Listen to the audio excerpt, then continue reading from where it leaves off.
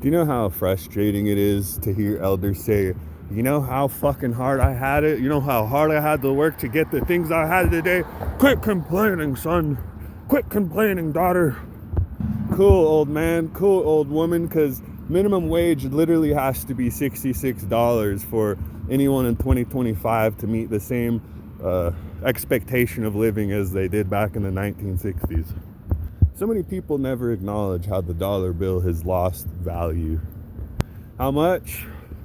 $1 of 2025 would only be worth 10 cents back in the 1960s, okay? That's how bad.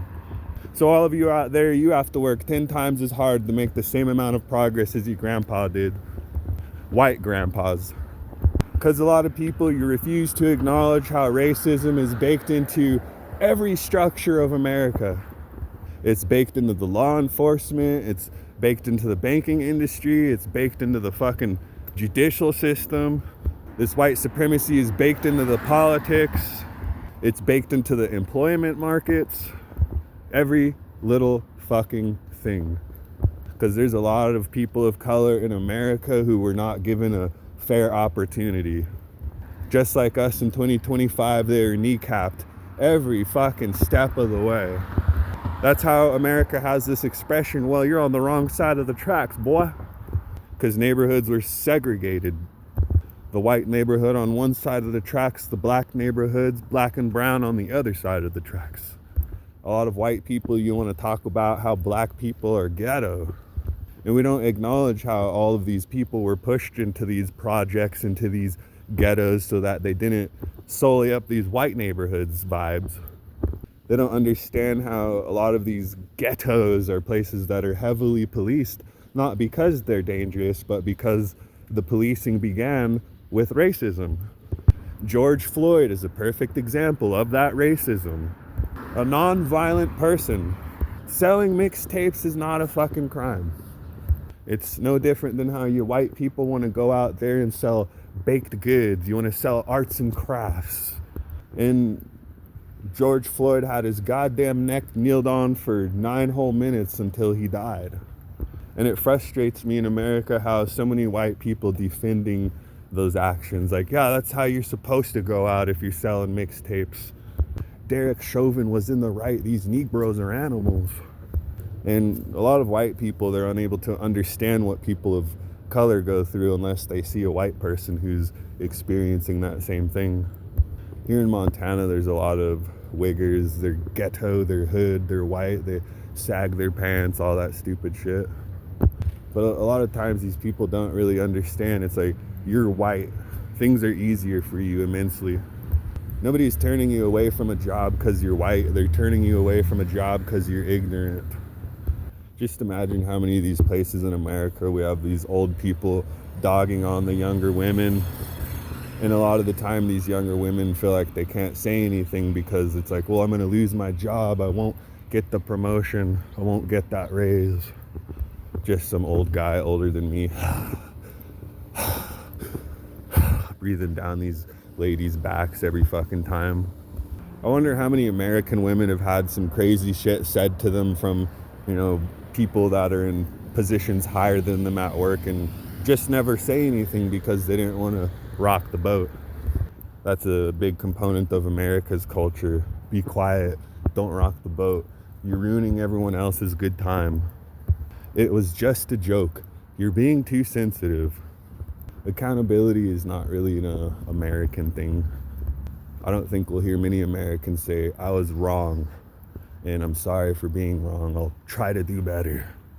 Because that's how the colonial system set it up for so many people. It's like, no, you can just revise the story. Just hire a nice PR team and they'll spin a nice little story about you on the internet, okay? I grew up in a white family. It was kind of like that. Oh, you better fit in. Don't stand out too much. You're making the family look bad. I think my family's kind of interesting. It's like 50% black sheep and 50% good old boys and girls. I think it's weird to have a family like that too, where one half of it seems to be super fucking Christian and the other half seems to be woke, as you guys would say. We're more aware of things around us. The family's all split up these days because of this nonsense of religion and politics. And it's not that we can't get together, have a good time and all that good stuff, but I can think of a couple family members, they got a bunch of kids and they're just super involved in the church. They're super involved in, conservatism basically. That's their entire identity. That's the framework from which they live their lives.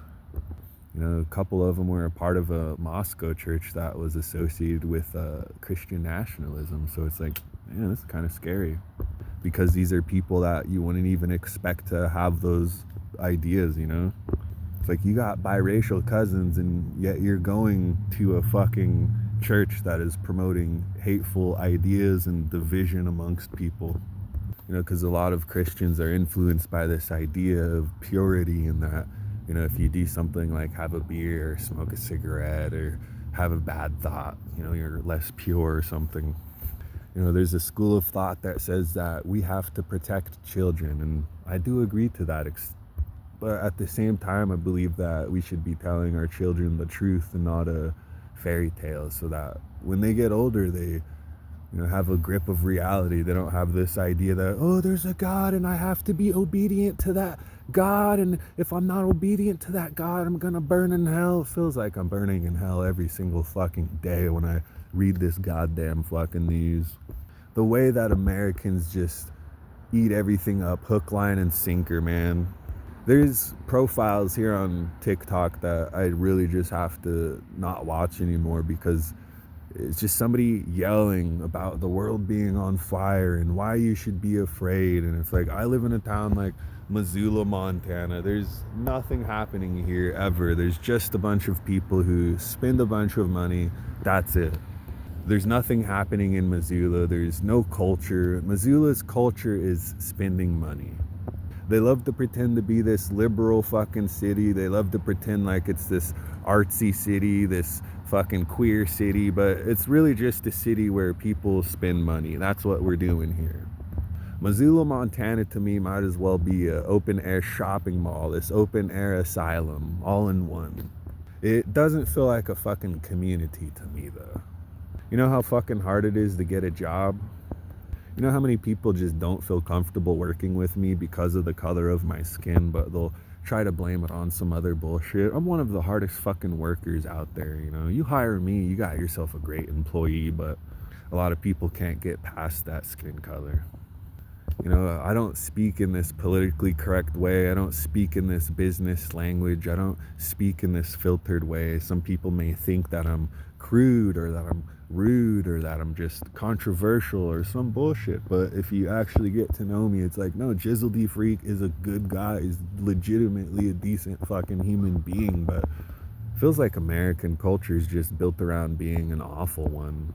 If you want to take advantage of other people, you want to murder people, you want to rape people, then you're going to be celebrated. Because what do you think an American politician does? They just write all these laws that make your life a little bit harder. They drop bombs or send aid to other countries to drop bombs on other people and pretend that it's not murder. Because they never have a legitimate reason. It's like, why are you dropping a bomb on a Palestinian hospital? Why are you dropping a bomb on a Palestinian school? Why are you dropping a bomb on a Palestinian child? And we want to talk about family values in America. Come on now. We want to talk about Christian values here in America. We want to talk about morality. I have no blood on my hands like a politician has blood on their fucking hands. It's crazy how so many people want to talk that shit about me online, but I'm not part of the Epstein files at all. I'm just a broke homeless guy. I try to help people out when I can. I try to treat people with fucking respect. I don't require that people meet certain financial prerequisites or, certain, fashion prerequisites or certain hygiene prerequisites before I treat them with fucking respect. It's just one of those things that I was raised to do, treat others the way that you want to be treated. If these politicians want to treat other people like shit, maybe we should start treating them like shit instead of celebrating them, worshiping them. They didn't want to fucking vote for Kamala because of her left. Nobody wanted to vote for Kamala because she's a fucking Zionist. Get over her already. We got to stop putting profit over humanity. For fuck's sakes, America. For fuck's sakes.